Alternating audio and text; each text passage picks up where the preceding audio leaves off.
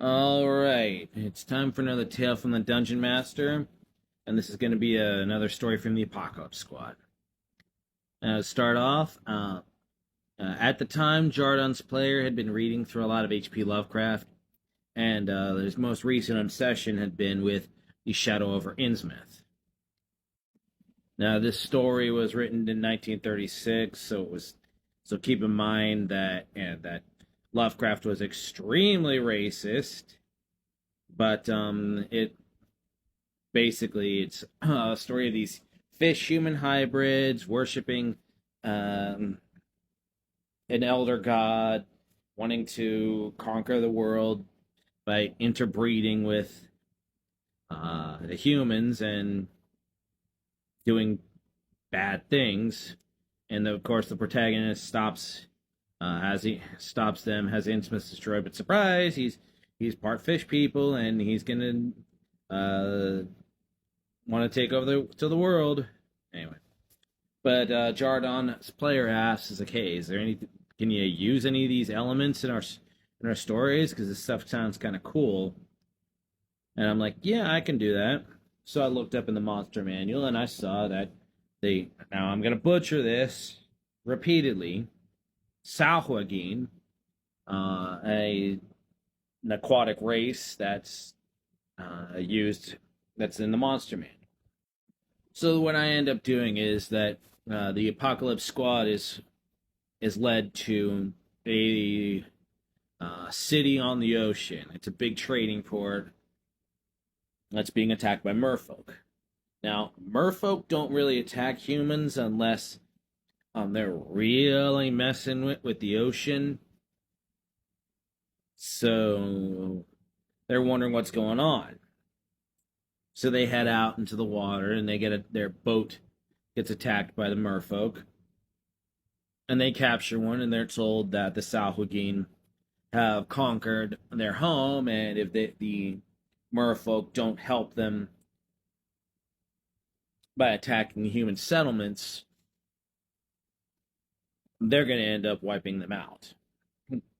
So, of course, by this point, the battle wagon's all repaired and ready. So they create an air bubble around it and head down into the waves and end up fighting through the merfolk city, uh, pushing out the Sahuagin, and find out what's going on. Now, the Sahuagin were using the merfolk as a distraction so that they could unleash this outer god. So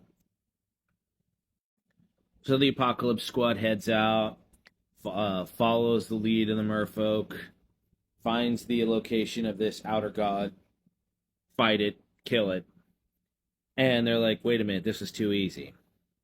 Turns out that this outer god had already let out his essence and was now, I would say, possessing the Sahuagin, but that's not really right because it had kind of filtered its essence through them and was empowering them and kind of made this massive hive mind that also retained some level of individual will so that they could strategize and whatnot. So they got to retreat back to the merfolk city. And now that when they're being attacked, they're by the Sahuagin, who are much more powerful. So of course they end up having to fend this more powerful army off using the battle wagon and all of its abilities. Although they were using alchemist fire, which can burn underwater, instead of just their regular fire because can't burn underwater. So they're trying to figure out what they need to do, and they end up being told of a merfolk druid who lived outside of the city.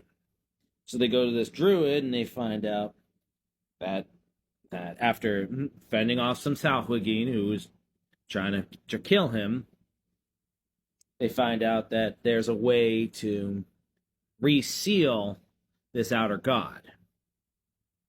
So they end up having to come back to the Merfolk City, getting any supplies that they need, and heading back to where they fought the Outer God. Now, of course, this Outer God's not there.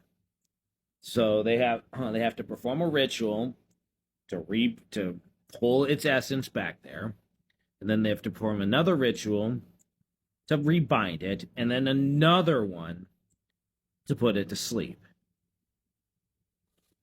And this took a lot of effort from a lot of people. Dorgal was right there with them because he knew druid magic, even though his is from the mountains, whereas this merfolk druid was under the waves. But they also required the spellcasting might of Jardon and Minerva and